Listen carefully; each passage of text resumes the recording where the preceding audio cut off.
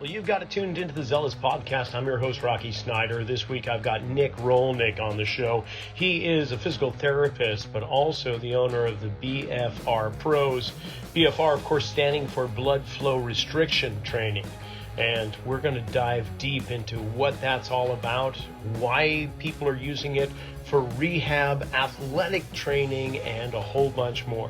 So I hope you enjoy the show. Be sure to follow us on Instagram at Rocky_Snyder. Click subscribe, and here we go.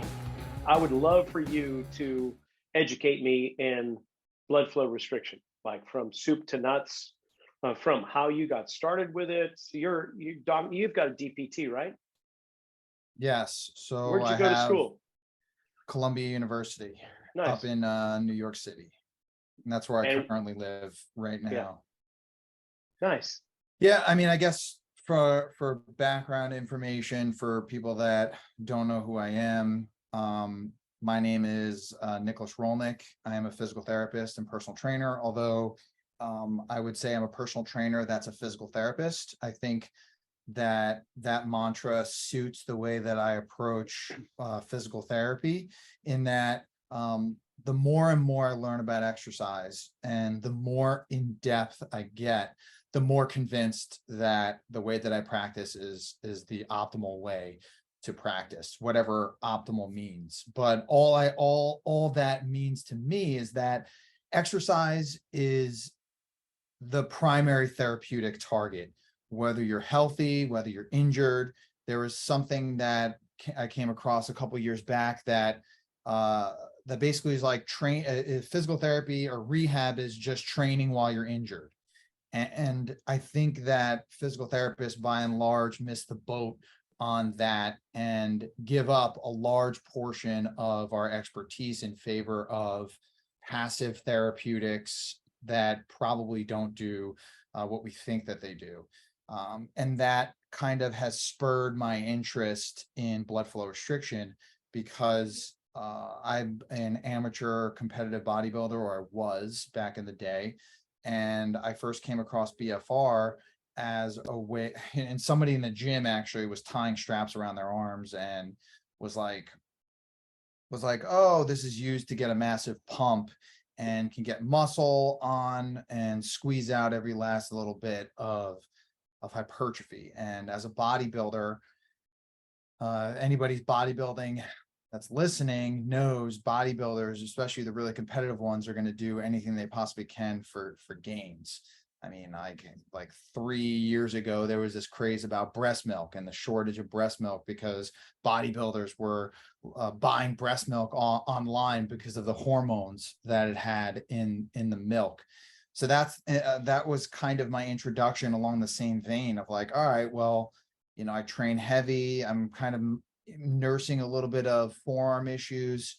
Let me see how it goes. So I begrudgingly put it on, and by begrudgingly I mean, it's just annoying to put on, at least back in the early 2012 ish, so a little over 10 years ago.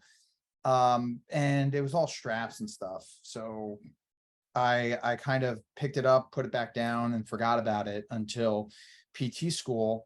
And I saw in PT school an article or so, and then around the same time, like Dwight Howard, there was a segment on ESPN about BFR being used to keep Dwight Howard on the basketball court. And at that point, I started to really look with a very critical eye on what exactly is this blood flow restriction. And I saw a lot of potential.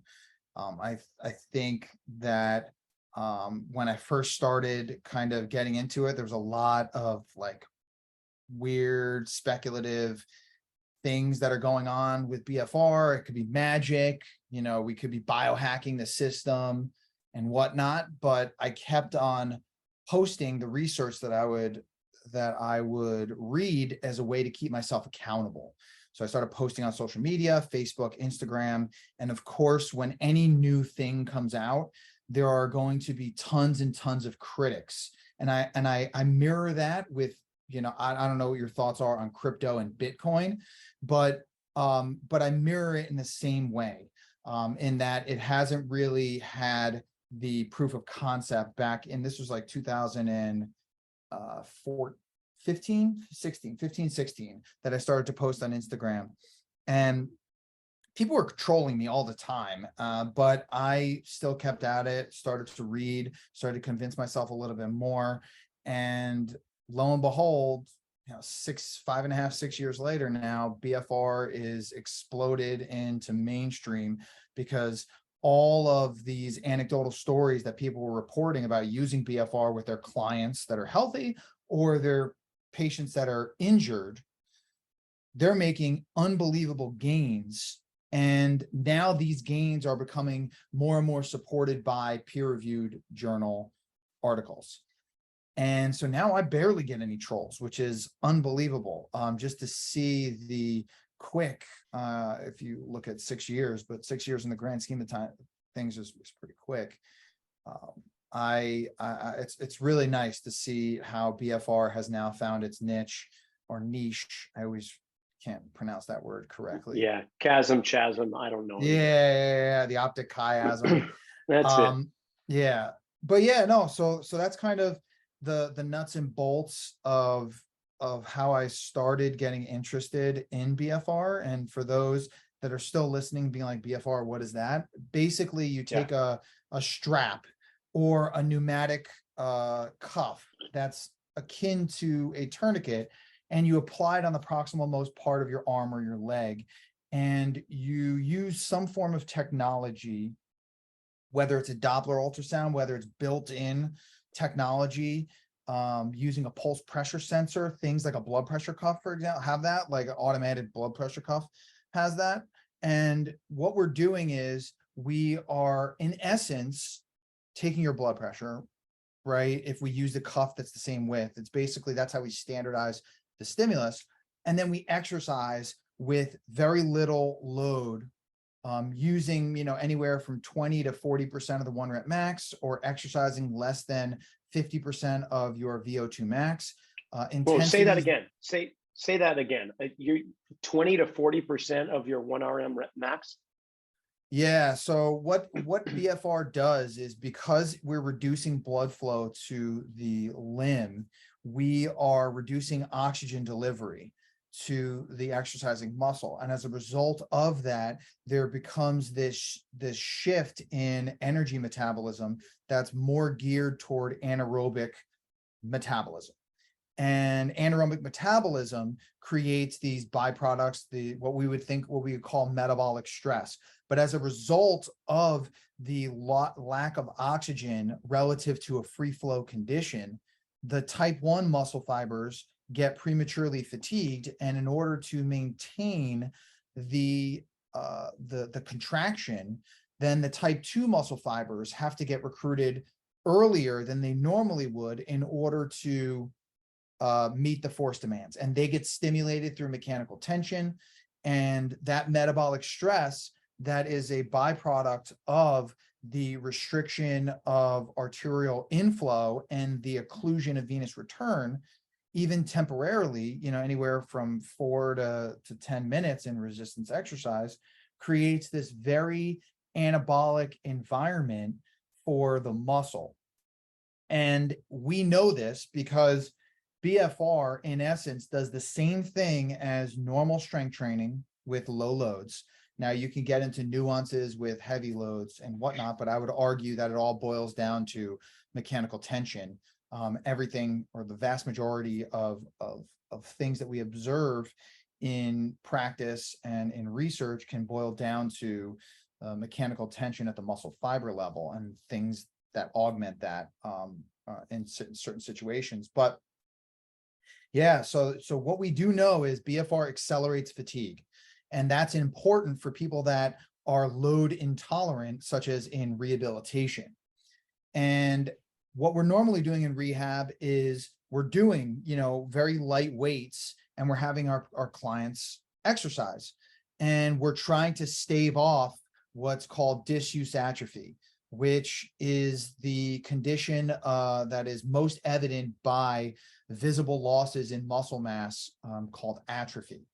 And when we have atrophy, when I teach, atrophy is yes, it's easily measurable in the clinic, but it's really a symptom of underlying local but potentially systemic dysfunction that happens, because muscle is not just an aesthetic organ, it's a metabolic anti-inflammatory organ. We need to do as much as we possibly can in order to maintain muscle mass throughout the lifespan. And that is why I've fallen in love with BFR, and I've fallen in love with exercise as a primary therapeutic target for my clients and patients, is because there's nothing that I can do that will benefit them more than keeping them active when they're having an injury or they're following surgery, or, even if they're healthy and they're having aches and pains. I want strategies to make sure that we can continue to stimulate the muscle adequately. And it just so happens that because of the unique stimulus of BFR, we are actually learning that besides just muscle, we are seeing that there are tendinous adaptations, there are bone adaptations, there are vascular adaptations, and even aerobic capacity adaptations. And all of these are a byproduct in some way, shape, or form from a localized temporary restriction in arterial inflow to an exercising limb. Okay. Wow. So much to unpack here. First, you had to have a progression in this exploration of blood flow restriction training, or BFR. You began with straps in a tourniquet-like fashion. Then I can see probably utilizing some kind of blood pressure cuff. I mean, I donate blood every 8 weeks, and I know that they're looking for the veins and looking for the pumps, so they put the blood pressure cuff on to know where to insert the needle. Complete makes sense with what you're saying. But where are you now?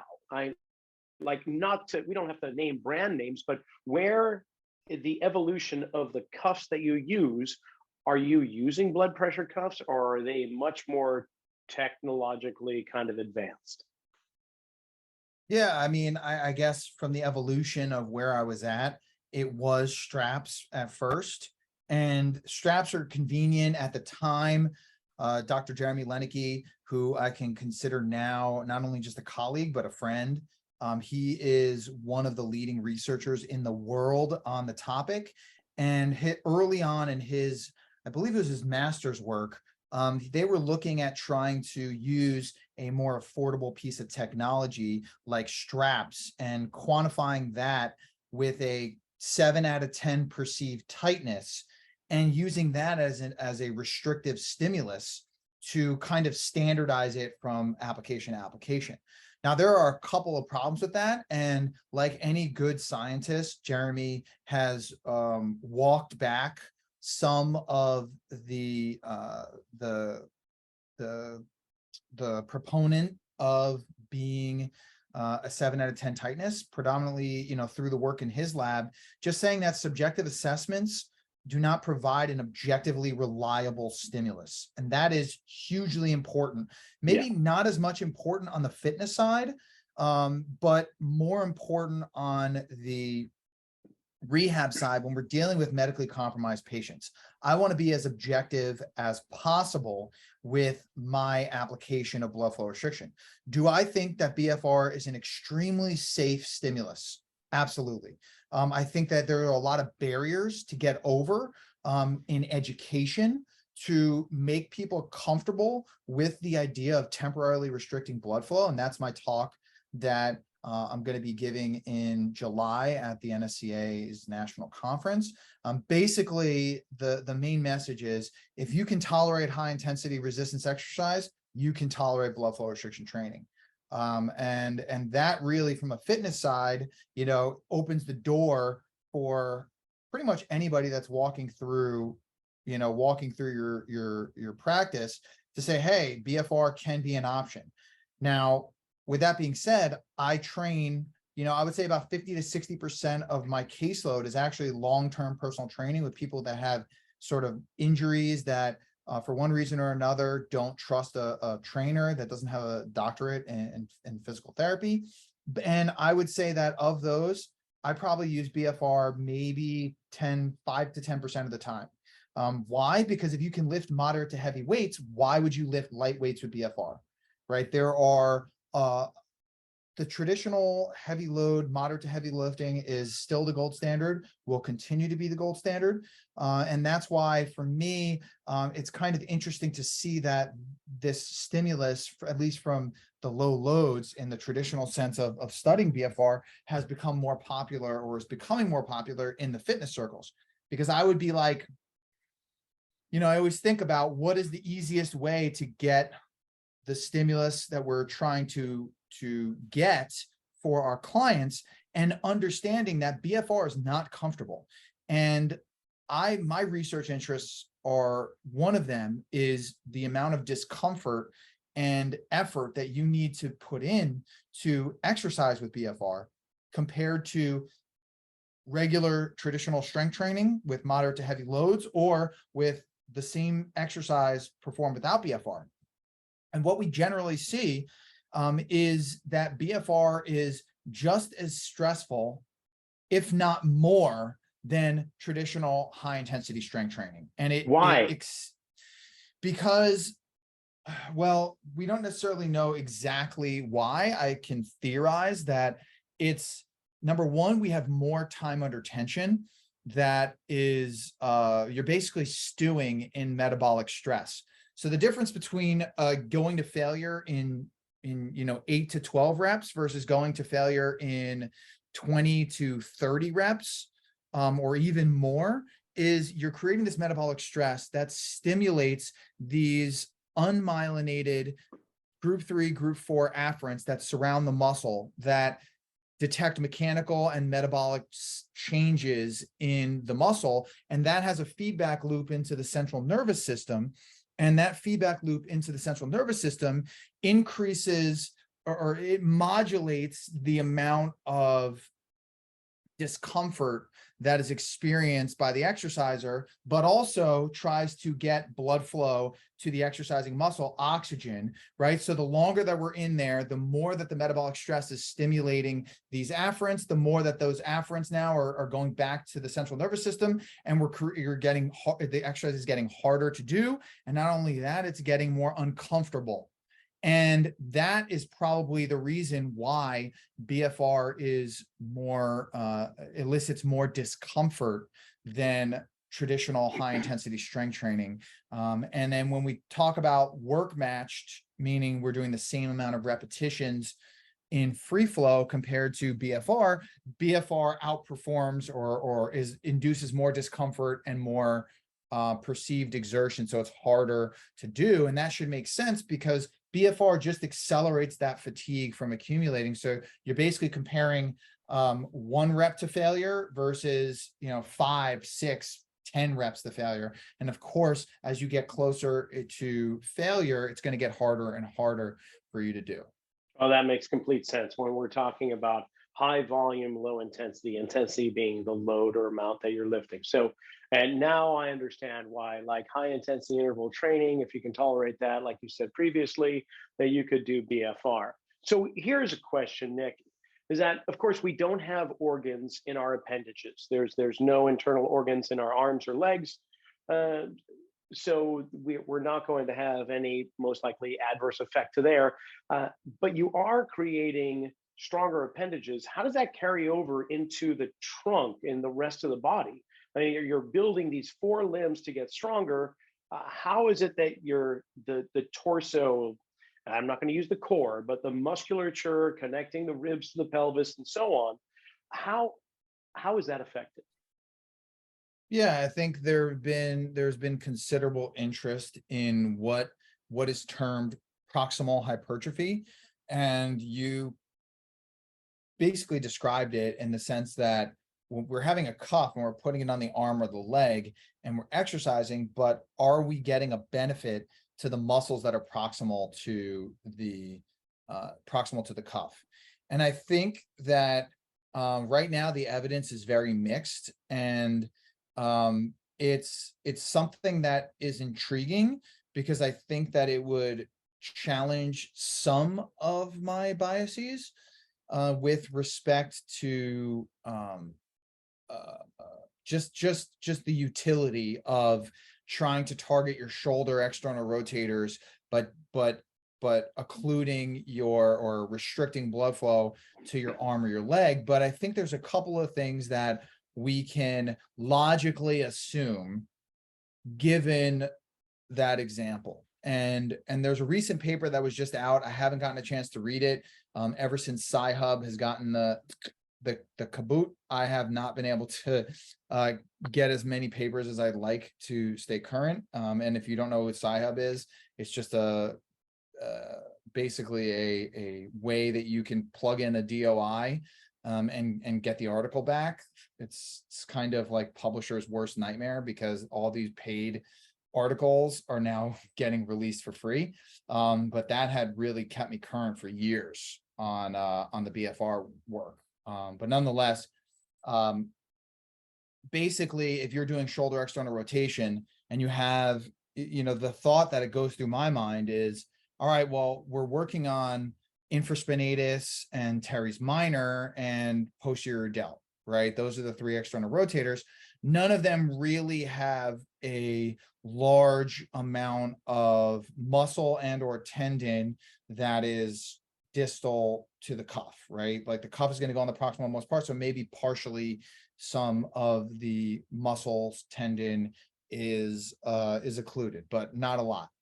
But what is occluded are the biceps and the triceps.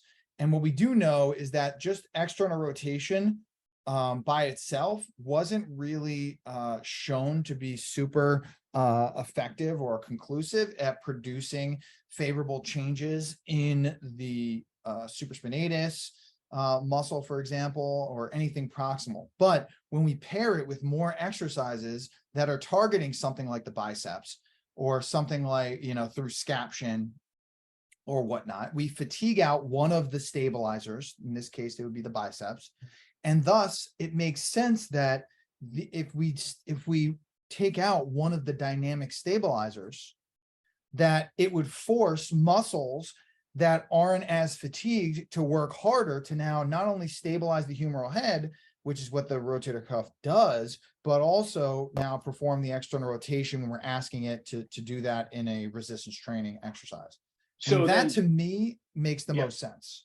Okay, then in regards to program design, with that logical progression, you would do BFR training for say 6 to 10 minutes with low load to as temporary muscle fatigue as you can get, and then release the occlusions, take off the cuffs and straps, and then go through an integrative full body action so that those fatigue muscles can't assist nearly as much, and therefore recruiting a lot more of the trunk, torso, lower regions. I mean, do you do that, or do you stick with primarily open chain movements for the lower body, for the upper body, excuse me, like curls, push downs, dips, and so on, and then go to your squats, your lunges, and your deadlifts? I mean, what does it look like in terms of program design with BFR? What are the exercise selections? I am very much biased toward, so I've been lucky to be mentored by Chris Beardsley. I don't know if you're familiar with who he is. He's probably one of the top strength scientists in the world. And he's really helped me with my blood flow restriction understanding and really breaking it down at the nuts and bolts, like at the myofiber level type. And so everything for me goes into how am I going to give my client the stimulus that he or she needs in order to get the adaptation that he or she wants.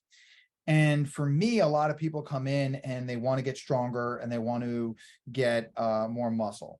So for me, if they're going to, knowing that BFR is not really tolerable, it's a really stressful stimulus. And it makes sense as to why, because you're really trapping those metabolites. You're creating a physiological stimulus that is beyond what would normally be done in practice. So like for me, my whole thing is why I always ask myself, why BFR at that point? Because it is so stressful. And it's weird me being the BFR guy coming on and saying, why don't do BFR?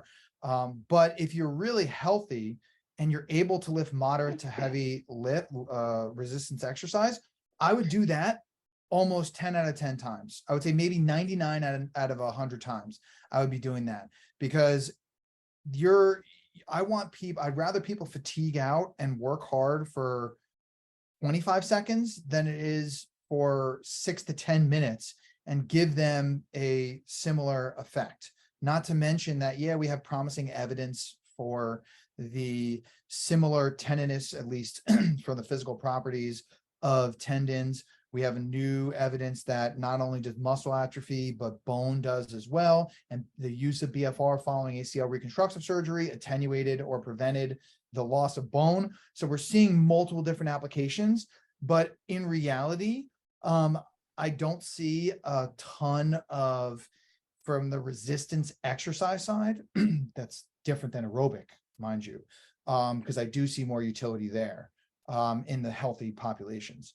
But unless you have some sort of nagging injury that's preventing you from lifting heavy, or some apprehension, or if you just want to be punished, like if you want to punish your body from a psychological perspective, because it is a mental game at that point, you're really trying to push through a lot of discomfort, then I'm probably going to do BFR at that point.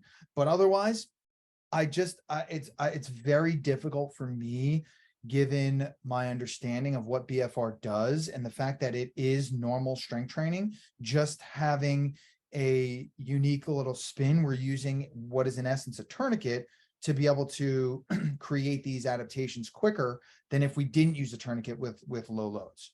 And I think that all of the evidence that's been accumulating has now been mirroring what's happening in normal strength training. Like, we know that acute hormonal rises post-exercise does not correlate to longitudinal hypertrophy in untrained or trained individuals. And we now just recently, as of late 2021, have evidence to indicate that same exact phenomena does not exist with BFR, right? It shouldn't, because it operates the same way. And then we have reactive oxidative species that there have been something along those lines of like, oh, BFR, because, you're restricting oxygen, you're going to get a higher ROS or reactive oxygen species response. And, we have a recently accepted meta-analysis that basically says that no, like there is no difference between light loads and light loads of BFR in ROS. So we can't explain that hypertrophy with that. And then there's just a host of other things that are mentioned. Satellite cell proliferation, the designs of those studies are not conducive to making a strong statement and whatnot. So it's like, all right, well, if BFR just works like traditional strength training, I'd rather go within a modality or an approach. Kyle would kill me if he ever listens to this, me saying a modality, a technique, an exercise technique that just gets the job done quicker. And is like, that to me is like the no-brainer. And then you're not even layering on at that point. Nowhere in my decision-making was a safety screening process, right? Like, but you have an external opinion, particularly with physicians that aren't as knowledgeable on the physiological changes of exercise, to understand that, like, we get occlusion at low loads anyways, intramuscular microvascular occlusion. So all we're doing is we're creating a little bit of a macrovascular occlusion in a way that we're reducing blood flow, but not nearly in the same magnitude as what they do during surgery, and not nearly at the same amount of time. And we're using a relatively wide cuff. So like, none of the evidence thus far really indicates that BFR is too stressful for exercisers of a variety of different, comorbidities. Like, I'll say one last thing is what really opened my eyes to the safety of the modality. I went to CSM this year, combined sections meeting, and that's the biggest physical therapy gathering in the United States. And there was a presentation from a group from the University of Miami, and they were having individuals in the intensive care unit doing blood flow restricted exercise. So if we're having people that are the sickest of the sick doing a blood flow restricted exercise and they're not having any negative responses, they're having perceptual problems, like people are like, this is too difficult, maybe I don't want to do this or whatnot, but they're not having safety issues.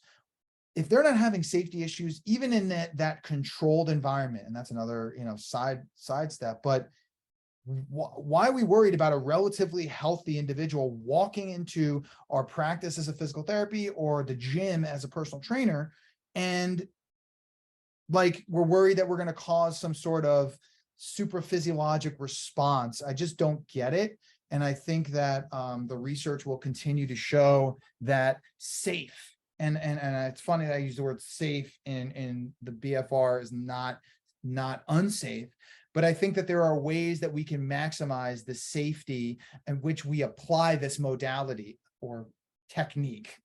Sorry again, Kyle.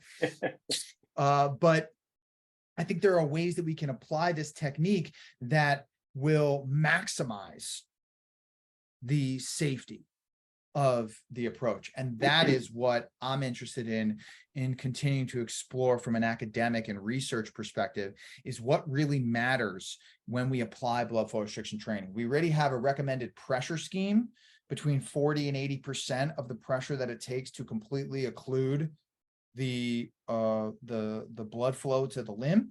But now, besides that, are there any other features or ways to apply BFR that may maximize the safety, but also at the same time give us a similar therapeutic effect? Sure. So I am curious, though, that the cuff sites being proximal happen to be very closely neighboring or on the lymphatic system. So any research pointing toward the improvement or degradation of lymphatic flow that you're aware of? I mean, by putting a cuff right on that site, does it? Of course, it's very superficial. It's the lymph nodes themselves can be easily affected by the slightest touch. So to have a cuff there, any research that you've come up or seen regarding lymphatic drainage or just the lymphatic system itself? No, I mean, I think the way to approach answering that question is first saying that there is none specifically on the lymphatic system, but they're using it on a variety of different populations that may or may not have impaired venous return, arterial inflow, or lymphatic flow.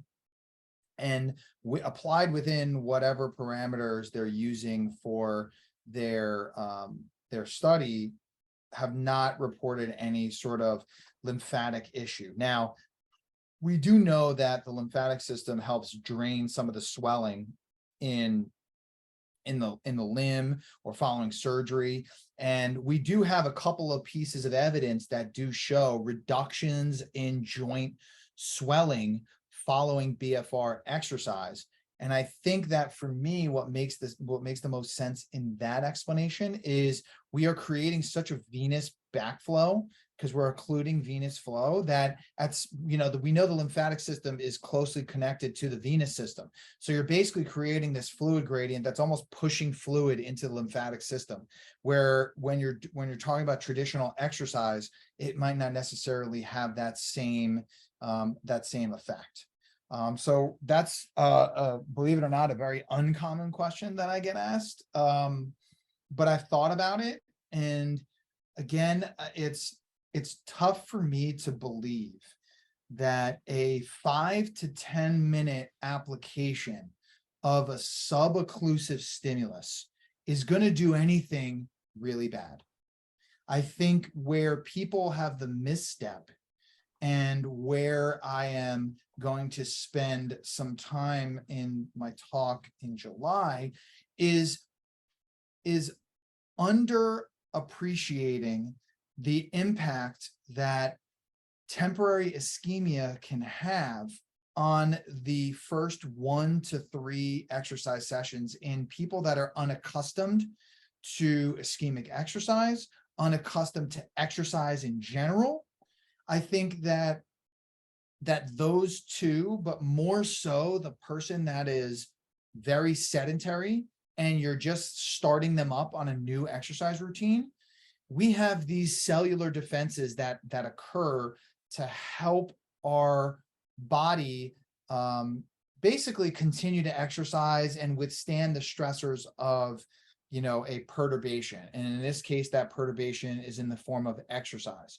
So we have, like, when we start to exercise, we get this, you know, in order to exercise, we have this release of calcium that goes in, and then that helps unlock the actin myosin through tropomyosin and whatnot. And we have this complex molecular signaling pathway that occurs to enable that to happen. But what happens is that calcium has to then come back and get sucked back into the sarcoplasmic reticulum. And when we have ischemia and we have exercise, that process kind of gets a little wacky, especially in unaccustomed exercisers. And the calcium that inside of the cell for a prolonged period of time can lead to degrading the cell's integrity, which can lead to muscle damage. And muscle damage, or excessive muscle damage, called rhabdomyolysis, which is a medical emergency, that to me is the biggest concern that I have with regards to the safety of BFR exercise in any population. It's unaccustomed exerciser decides, I'm going to do BFR, and they're going to do, not only, we didn't even talk about this, but the recommended protocol for BFR is 30 reps followed by 3 sets of 15, each with 30 seconds of rest in between. So you're doing 75 repetitions of an exercise.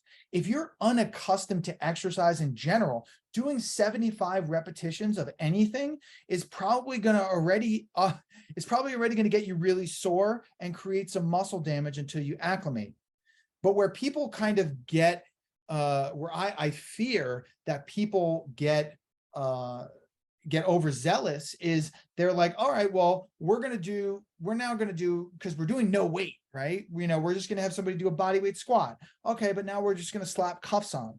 Well, now that ischemia paired with the inactivity and the lack of cellular defense mechanisms like upregulation of heat shock proteins, changes in the sodium potassium ATPase pumps to maintain the ion gradient that then allows, you know, all these other things that happen to make the muscle more resistant to fatigue and also muscle damage, they haven't happened yet. And I think that my biggest fear as BFR continues to spread is, right now we haven't had a ton of negative events in the research, reported or unreported or whatnot. I mean, that's another discussion. But as the public continues to adopt BFR more and more, my biggest fear is people have an overzealous adoption of this approach, and we start to see some, albeit small, I still think it's a small percentage, but a percentage of something is still a percentage. And I would like that to be as close to zero as possible moving forward as BFR continues to get adopted, particularly because BFR has a terrible name, blood flow restriction, right? That also is a triggering word for some people, I'd imagine. But yeah, I mean, I think that's kind of the biggest, my biggest safety fear is an inadequate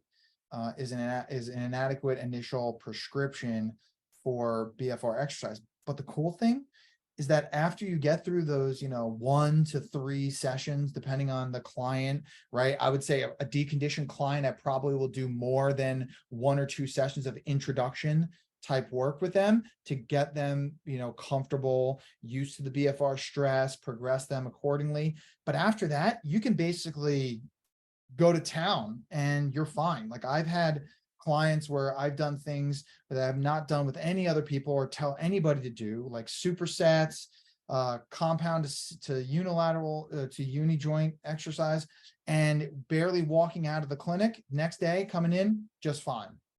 And I think that there's a really cool, and that's kind of where I see the application of that in healthy people is if you're traveling and you don't have access to weights. If you've already done some form of BFR, then go at it. You're probably going to get a great training stimulus with little to no weight. Management of in-season athletes. They're afraid of lifting heavy weights, or they don't want to lift heavy weights because it might impede their recovery, add to their joint stress and whatnot. Or the use of BFR for some form of pain relief prior to lifting heavy. And that's another discussion in and of itself, and an evolving area of BFR is when we use BFR, we tend to see a significant local and a lesser, but still significant systemic response, meaning that if I have knee pain and I do a leg extension exercise, we tend to see a significant reduction in reported pain, but also a response to a noxious stimulus or something that is not pleasurable. We see a reduction in that after, and even then we start to see it in like the traps. Like it's not as a big as the local effect, but there is still some ways in which, hey, you have a little bit of neck pain and you want to blast your legs with BFR, or heavy lifting does that as well, mind you. But if you decide to use BFR, you can feel somewhat cautiously optimistic that we can actually reduce some of the pain in your neck by doing BFR exercise. And that's probably the closest that I would ever get to saying that BFR has an effect that's not isolated to that particular extremity or proximal to the trunk in that same exercising extremity. Right on. Well, fascinating. So yeah, blood flow restriction, not the greatest name. OT, occlusion training, maybe you run with that, see what that does. But how about this? You're going to be presenting July 12th to the 15th in Vegas at the NSCA National Conference. So for the listening audience, want to learn more, you can come and listen in on Nick, or online. They're going to be doing in-person and online as well. But also you've got courses. Tell me a little bit about the courses that you offer for BFR training. Yeah, I appreciate the opportunity to share that. My second company is it's called the BFR Pros, and we are a BFR education company that I teach with a variety of different devices. I don't have any financial relationships with any cuff manufacturers, distributors, or whatnot. My interest is purely in the safe growth of blood flow restriction, and I am very proud of the fact that I practice what I preach, in the sense of, for example, like I've done BFR, I've done everything you could possibly do with BFR. In fact, I have BFR as part of my own rehab right now. I'm managing a stress reaction in my fibula, so I'm doing a lot of aerobic exercise with BFR to maintain my cardio. But I also publish extensively, and I'm trying to learn more about the good and the potentially whatever the bad might be. I'm always somebody to let science drive my thought process. And I think of any good scientist that should be driven by the data and not by their own personal biases. I admit I have my own biases, but you will see if you've ever listened to any of my other talks, podcasts, or whatever, that I am very much biased toward pneumatic tourniquets, using air to be able to standardize the pressure, just because the current existing literature suggests that there is a pressure that we need to apply in order to actually accelerate that fatigue that we talked about. But I'm also involved in now designing studies with other cuffs that are not able to standardize the pressure that way. And they're marketed as being more safe because they don't occlude at all. They restrict, they technically restrict to occlude venous return only. And so, yeah, I'm involved in challenging my own biases. And, the big thing for me is, as long as BFR can grow safely and it maintains its efficacy that we've been seeing, then I'm all good. So I created a course with that in mind for the fitness and rehab professional, that goes over why we would use BFR and why wouldn't we might not want to use BFR. And I made it actually during the pandemic, with the, a 5 to 10 year window in mind, because research moves fast, but it doesn't move that fast to change the landscape entirely of how we're practicing blood flow restriction. So I made a 4.5 hour course that goes over the science behind the power of blood flow restriction training, and goes through all the different ways to apply it and the thought processes behind why you would apply it. And I think that's important because a lot of the times with things that are hip and new, it's like, I just want to apply it and continue to apply it and then figure out at that point who's good and who's not for that particular approach, right? And I do think that that has some merit, but at the same time, it's really important to have a rationale as to why you're doing what you're doing. And that course goes through all the ways to apply BFR in practice. And it's just as current as it was back in 2020. And we've also had a couple of updates to that course as well that are also included. So you have the most up-to-date information, and that's on bfrtraining.com. I also own bloodflowrestriction.com, believe it or not. Nice. Yeah, no, that was a good find. Surprised nobody else took it. But yeah, I mean, it's I think we have NASM and a couple other fitness body credentials. We had NSCA. I can't remember if we renewed or not. But nonetheless, if you're looking to get a very comprehensive but digestible approach to blood flow restriction training with no frills, and we spent a lot of money on that course. It's very high production value. We did that because, again, we wanted to have the best course on the market, and our reviews have stated as such, which is really, really nice and rewarding. Congratulations. Okay, so for the listener and that is interested in exploring BFR training, obviously taking your course would be a very logical step one. Now, step two, acquiring the devices to use. Now, with your expert advice, and not, again, you're not affiliated with any specific brand or company, can you give us a couple of places that are good entry levels, or how would I get started? Where should I go? Yeah, I mean, well, as part of the course, part of the bonus materials is, number one, a waiver and liability form, liability release. I think that's important just because you have to always protect yourself. We're in a very litigious society. We paid a lawyer to do it. So in the United States, it should hold bar, even though, again, I don't necessarily think that BFR is unsafe. It's still something that is so new. You got to protect yourself. The second thing is we also added cuff discounts and where to buy these cuffs. And I think that there are, as technology has improved, and it's been improving really quickly. I would say 3 years ago, the only way that you could have applied BFR in my safely in terms of that would fit in with my methodology is to use an external Doppler. So a Doppler that you place on the vascular, the artery, and then you pump it up. And once you start to you don't hear it, then it goes away. And that costs like $100 a pop.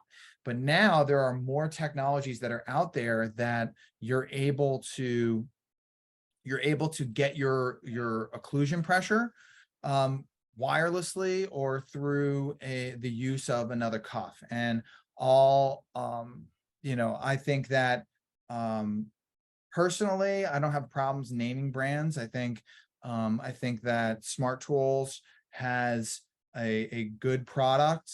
I think that they're about to release their next gen product, which I'm very excited about. I haven't gotten a chance to put my hands on, but that is all wireless.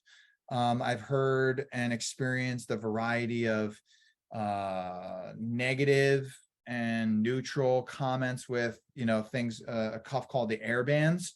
They also go by Saga Fitness. I think that their cuff is good for an entry level. If you're okay with the potential for there to be Bluetooth connectivity problems, I mean, you get what you pay for, is basically what it is. But they're recently been validated, which is important, meaning that whatever the algorithm gives you, that's actually the correct value in terms of putting your applied pressure on, at least in the upper body.